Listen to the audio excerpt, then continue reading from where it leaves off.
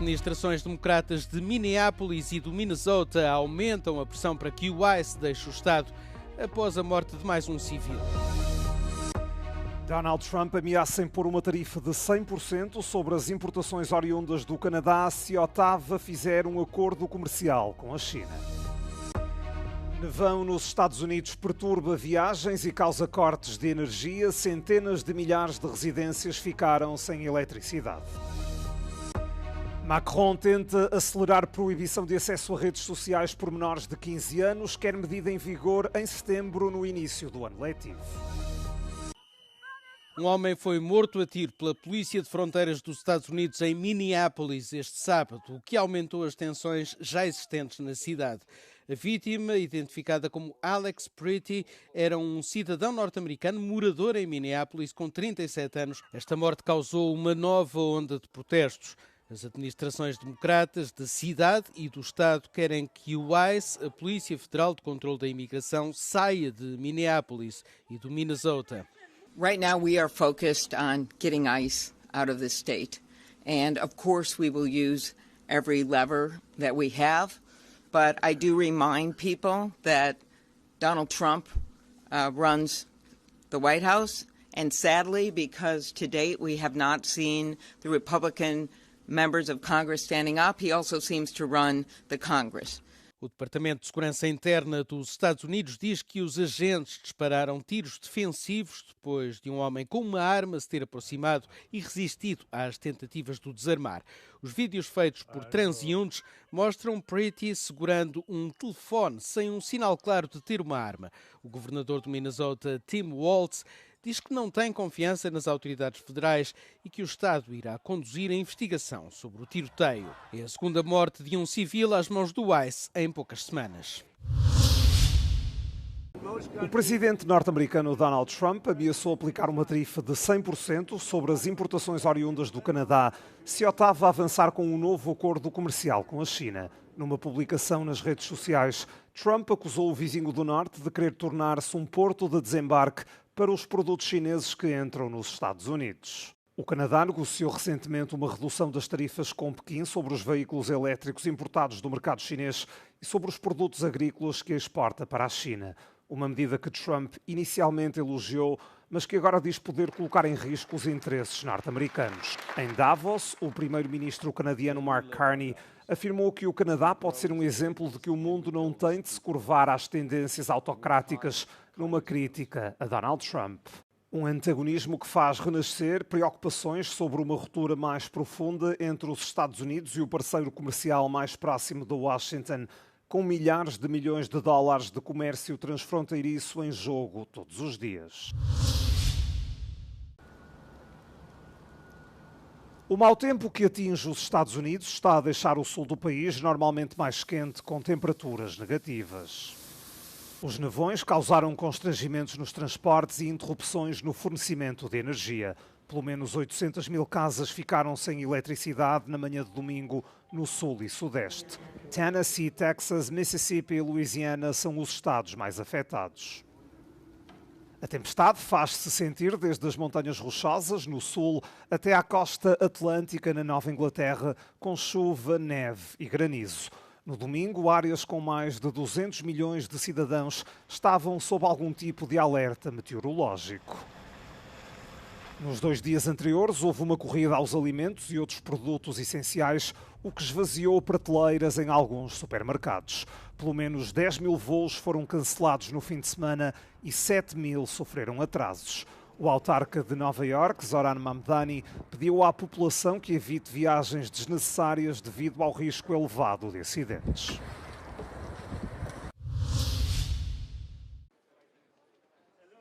O presidente de França, Emmanuel Macron, quer acelerar o processo que visa proibir os menores de 15 anos de acederem às redes sociais a partir de setembro.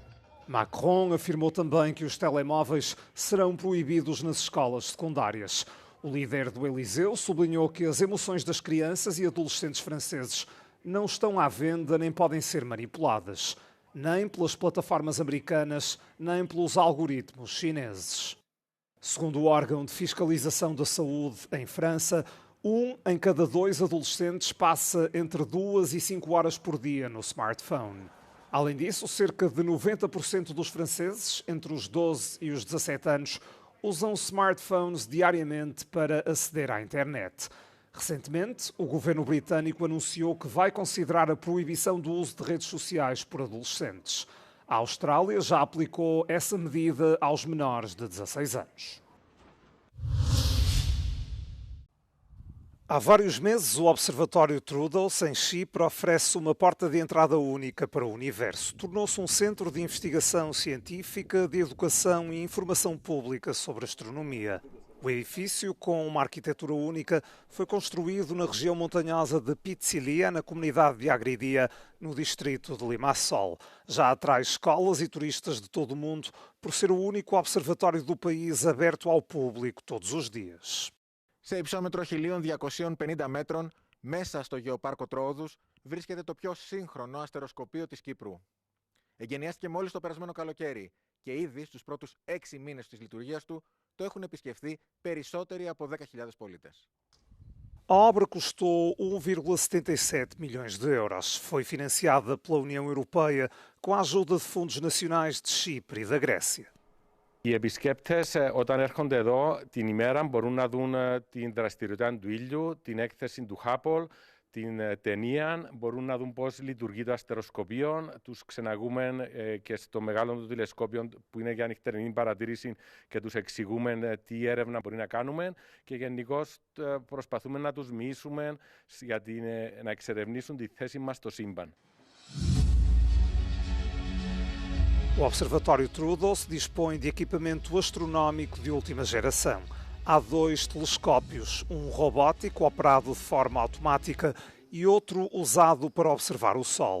No exterior foi criada uma área para observação das estrelas.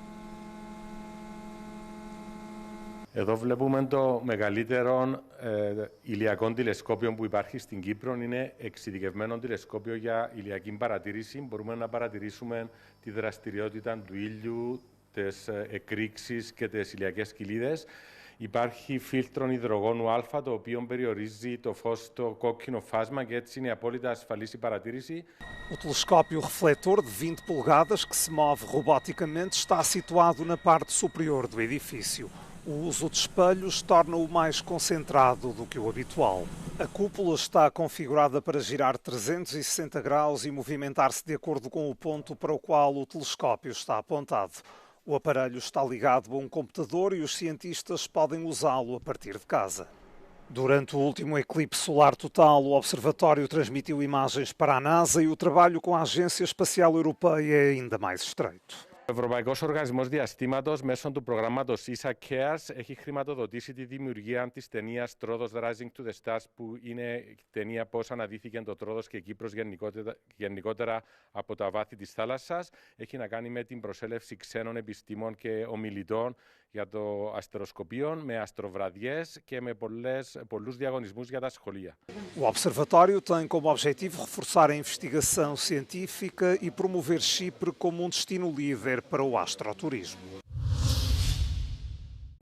Javier Cercas, dos mais conceituados escritores espanhóis da atualidade, é o vencedor da edição deste ano do Prémio Europeu do Livro, também chamado Prémio Jacques Delors, pelo romance O Louco de Deus no Fim do Mundo. O livro narra uma das últimas viagens do Papa Francisco. Bueno, es que en realidad todo el libro surge primero de una oportunidad que me da el Vaticano de acompañar al Papa, de abrirme las puertas, de hablar con quien yo quisiese, y por otro lado, de una necesidad. Hay una oportunidad y una necesidad. La necesidad es personal. Cuando a mí me hacen esta propuesta, lo primero que pienso es en mi madre. Mi madre era una persona profundamente creyente. En algún momento del libro se dice, de hecho, que comparada con la fe de mi madre, la del Papa Francisco era más bien dubitativa.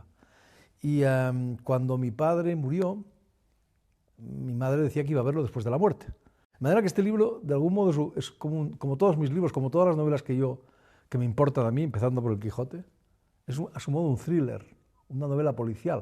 Solo que en el corazón de esta novela policial, el enigma, o uno de los enigmas centrales de nuestra civilización, la resurrección de la carne y la vida eterna. De eso trata este libro.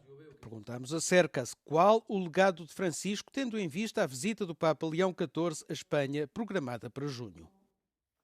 León todavía es pronto, quizá, porque es un hombre muy prudente. está claro. El camino es el mismo, pero las formas son distintas. El León es un misionero. Hay algo muy singular en León, que es un misionero y a la vez un hombre que conoce la curia. Esto es una combinación, porque estaba en la curia, estaba en un puesto de mucho poder, elegía a los obispos, ni más ni menos, es un poder enorme. Es un hombre cuya idea de la Iglesia es la misma o muy parecida a la de Francisco, pero las formas son mucho más tradicionales, son mucho más clásicas, son mucho menos disruptivas. Francisco fue un papa enormemente disruptivo, enormemente perturbador dentro de la Iglesia. Esta é a segunda vez que Javier Cercas recebe o prémio Jacques Delors. Em 2016 foi galardoado pelo romance O Impostor.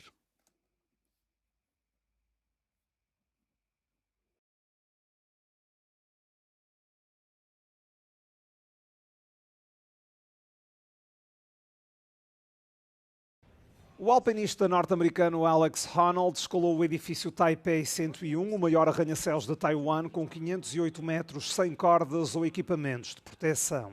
Honnold levou cerca de 1h30 para chegar ao topo do 11º edifício mais alto do mundo. A subida foi transmitida em direto pela Netflix. O norte-americano de 40 anos é também conhecido por ter escalado sem apoio a montanha de El Capitan de 910 metros, na Califórnia. A subida ao Taipei 101 foi um feito que gerou entusiasmo, mas também preocupação pelas implicações éticas associadas a uma escalada tão arriscada com transmissão ao vivo.